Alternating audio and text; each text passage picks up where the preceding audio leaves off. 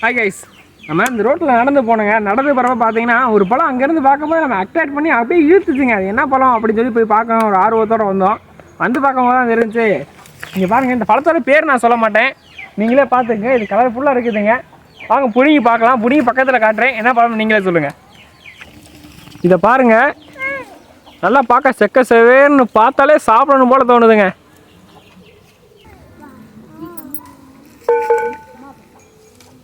இதில் முள்ளெல்லாம் நிறையா இருக்குங்க. நம்ம தான் பார்த்து தான் போய் வைக்கிறோம், கை காலையிட்டு முள்ளு குத்துறக்கூடாது. இங்கே பாருங்க, இப்படி நல்லா கலராக இருக்குதுங்க. அவங்க ரெண்டு சாப்பிட்டு பார்க்கலாம்.